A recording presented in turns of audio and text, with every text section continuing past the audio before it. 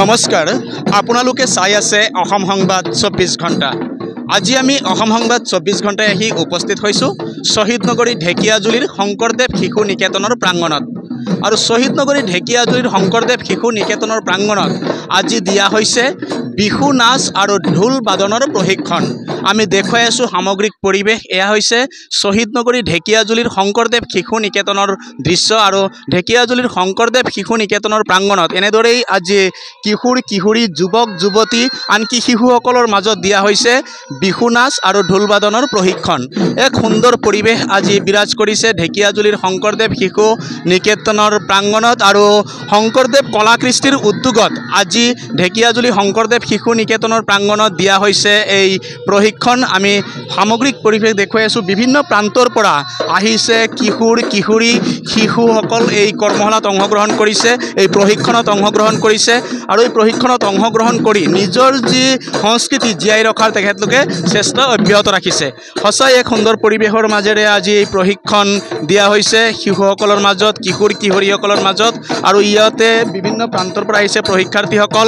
আৰু যিসকলে প্ৰশিক্ষণ দিছে প্ৰশিক্ষকসকলো ইয়াত আছে। আমি প্ৰশিক্ষকৰ পৰা কিছু কথা জনাৰ চেষ্টা কৰিম। দেখা গৈছে সমাগত ৰঙালী বিহু আৰু তাৰ লগত সংগতি ৰাখি আপোনালোকেও শংকৰদেৱ কলা কৃষ্টিৰ উদ্যোগত ঢেকিয়াজুলি শংকৰদেৱ শিশু নিকেতনৰ প্ৰাংগণত শিশুকে আদি কৰি কিশোৰ কিশোৰীৰ লগতে একেবাৰে অভিভাৱকসকলকো প্ৰশিক্ষণ দিয়া পৰিলক্ষিত হৈছে। কি ক'ব? হয়, নমস্কাৰ। মোৰ নাম ববিতা শইকীয়া। মই এই নিকেতনৰে সংগীতৰ আৰু নৃত্যৰ আচাৰ্য হওঁ। মই যেতিয়া দেখিলোঁ আমাৰ ইয়াৰ ল'ৰা ছোৱালীবিলাকে মানে বিহু নাচ আৰু ঢোল বাদনৰ ওপৰত আগ্ৰহীত, সেইকাৰণে মই ভাবিলোঁ যে এটা কৰ্মশালা দিলে আৰু ঢোল বাদ্য পেঁপা বাদক তালিয়া সকলক মাতি পেলাই যদি তেনেকৈ দিয়া যায় তেতিয়াহ'লে ল'ৰা ছোৱালীবিলাকে আৰু অলপ শিকিব ভালকৈ। তো সেইকাৰণে মই কি কৰিলোঁ, আমাৰ এই নিকেতনৰে প্ৰাক্তন ছাত্ৰসকল ঢোল বজাইছে, প্ৰশান্ত নাথ, তাৰপিছত জ্ঞানেন্দ্ৰ দাস, তাৰপিছতে মানৱ বৰঠাকুৰ, এনেকৈ সিহঁতক লৈ পেলাই মই আজি এইটো ৫ম বৰ্ষ ৫ বছৰে সৈতে ইয়াতে মানে নিকেতনত দিছোঁ। আমাৰ লগত আছিলে ৰাজদীপ হাজৰিকাও আছিলে। প্ৰশিক্ষণ দিছোঁ এনেকৈ 10 দিনীয়া প্ৰশিক্ষণ। এনেকেই আমাৰ পৰীক্ষা হৈ যোৱাৰ পিছত আমি 10 দিনীয়া প্ৰশিক্ষণটো দিওঁ তাৰমানে। তো এই যোৱা বছৰৰ পৰা মোৰ লগত তৰালী বৰুৱা, সকলোৱে চিনিয়ে পায়, তেখেতকো মই মোৰ লগত ৰাখিছোঁ। তেখেতেও মোৰ লগত কৰিছে। মই ভাল লাগে মোৰ ল'ৰা ছোৱালীবিলাকে যেতিয়া কিবা এটা শিকে আৰু সেইটো যদি নিয়ম অনুসাৰে শিকে তেতিয়া মোৰো ভাল লাগে আৰু মোৰো সুবিধা হয়, যিহেতু মই ইয়াৰ নাচৰ নৃত্যৰ আৰু সংগীতৰ মানে আচাৰ্য হওঁ। মোৰো ভাল লাগে শুদ্ধকৈ যেতিয়া শিকিব ল'ৰা ছোৱালীয়ে, মোৰ শিকায়ো ভাল লাগে। আৰু তাৰ লগত বেছি ভাল লাগিছে অভিভাৱিকাসকলেও নৃত্য মানে শিকিছে ইয়াত 2-এগৰাকী, আৰু তাৰ ওপৰত অভিভাৱকে মানে ঢোল বাদন শিকিব আহিছে। তাৰপিছত আৰু কি ভাল কথা হয়নে নহয়? সেইকাৰণে শিকাই মই খুব ভাল পাইছোঁ। তাৰ কাৰণে এই ল'ৰা ছোৱালী সিমানেই আৰু। হয়, ইতিমধ্যে শুনিলে এগৰাকী প্ৰশিক্ষকে কথাখিনি জনাইছে, কিয়নো যিহেতু সমাগত ৰঙালী বিহু আৰু ৰঙালী বিহুক লৈ সমগ্ৰ ৰাজ্যতে এক উখল মাখল পৰিৱেশ বিৰাজ কৰিছে। বিভিন্ন স্থানত বিহুৰ আখৰাত ব্যস্ত হৈ পৰিছে যুৱক যুৱতীসকল, কিশোৰ কিশোৰীসকল। সমান্তৰালকৈ কিন্তু এই ঢেকিয়াজুলিৰ শংকৰদেৱ শিশু নিকেতনৰ প্ৰাংগণতো আজি এনেদৰেই প্ৰশিক্ষণ দি থকা হৈছে। কিশোৰ কিশোৰী শিশু আৰু সকলোৰ মাজত এনেকৈ প্ৰশিক্ষণ দি থকা হৈছে। আৰু এই প্ৰশিক্ষণত আৰু এগৰাকী প্ৰশিক্ষক আমি দেখিবলৈ পাইছোঁ, যিগৰাকী বিহু বুলি ক'লেই তৰালী বৰুৱা, আৰু তৰালী বৰুৱা বুলি ক'লেই বিহু এটা সুকীয়া পৰিচয় আছে বিহুৰ ক্ষেত্ৰত। এইগৰাকীও আজি প্ৰশিক্ষক হিচাপে ইয়াত আছে। আমি তেখেতৰ পৰাও এই চেগতে কিছু কথা জনাৰ চেষ্টা কৰিম। দেখা গৈছে বিহু বুলি ক'লে তৰালী বৰুৱাৰ এটা সুকীয়া পৰিচয়, আৰু আজি আপুনি ইয়াত প্ৰশিক্ষক হিচাপে ইয়াত আছে। কি ক'ব? হয়, খুব ভাল লাগিছে। আপোনাৰ চেনেল দি পোনপ্ৰথমে আগন্তুক ৰঙালী বিহুৰ শুভেচ্ছা জ্ঞাপন কৰিছোঁ সকলোলৈ। ভাল লাগিছে ইয়াত আহি। আপোনাৰ যোৱা বছৰৰ পৰা মই এইবছৰ 2 বছৰ হ'ল এই নিকেতনত কৰ্মশালাৰ প্ৰশিক্ষণ দি আছোঁ। অনুষ্ঠানটো অলপ সুকীয়া, তাৰমানে আমি যিবোৰ প্ৰশিক্ষণ দিওঁ আপুনি বেলেগ বেলেগ জেগাত অনুষ্ঠান প্ৰতিষ্ঠানবিলাকে আয়োজন কৰে, ইয়াত এখন বিদ্যালয় আয়োজন কৰিছে। সেইকাৰণে খুব ভাল লাগিছে। বিদ্যালয় আয়োজন কৰিছে, কণ ল'ৰা ছোৱালীবোৰ আহিছে, খুব সিহঁতৰ উৎসাহ দেখি খুব ভাল লাগিছে, খুব আনন্দিত মই। আৰু কি দিব পাৰিছোঁ নাজানো। আপোনাৰ মানে এই 10 দিনত বিহু নাচটো কমপ্লিট কৰিবলৈ কোনেও নোৱাৰে। মই বুলি নহয়, কোনেও শিকাব নোৱাৰে। এই বিহুৰ যিটো ভংগীমা, 8টা ভংগীমা আপোনাৰ কমপ্লিট কৰিবলৈ কমে 6 মাহ পাৰ হৈ যাব। যদি শুদ্ধকৈ আপুনি নচুৱাবলৈ যাওঁ 6 মাহ পাৰ হৈ যাব বুলি কওঁ।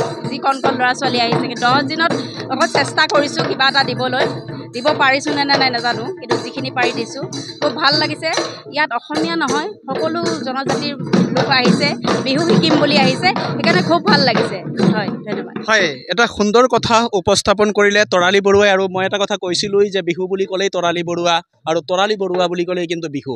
এটা কিন্তু সুকীয়া পৰিচয় আছে তৰালী বৰুৱাৰ। আৰু তেখেতে এটা সুন্দৰ কথা উপস্থাপন কৰিছে যে শংকৰদেৱ শিশু নিকেতনৰ প্ৰাংগণত যি ইয়াত প্ৰশিক্ষণ দি থকা হৈছে, এই প্ৰশিক্ষণত অকল অসমীয়া যুৱক যুৱতী নহয়, কিশোৰ কিশোৰী নহয়, ইয়াত প্ৰতিটো জাতি জনগোষ্ঠীৰ যুৱক যুৱতী, কিশোৰ কিশোৰীয়ে অংশগ্ৰহণ কৰিছে, এই প্ৰশিক্ষণ লৈছে। সঁচাই এক সুন্দৰ পৰিৱেশ। আৰু সকলোৱে আজি একত্ৰিতভাৱে প্ৰতিটো জাতি জনগোষ্ঠীৰ অভিভাৱকসকলে নিজৰ নিজৰ সন্তানক আনিছে এই প্ৰশিক্ষণলৈ। আৰু তেখেতলোকেও আজি যি এক সুন্দৰ নিদৰ্শন দাঙি ধৰিছে এই বৃহত্তৰ অসমীয়া জাতি গঠনৰ কাৰণে, সঁচাই তেখেতলোকৰ এই চিন্তাধাৰা সকলোৱে সন্মান জনাব লাগিব। আৰু ইয়াতে আছে এগৰাকী ঢোল বাদক, তেখেতে প্ৰশিক্ষণ দিয়ে।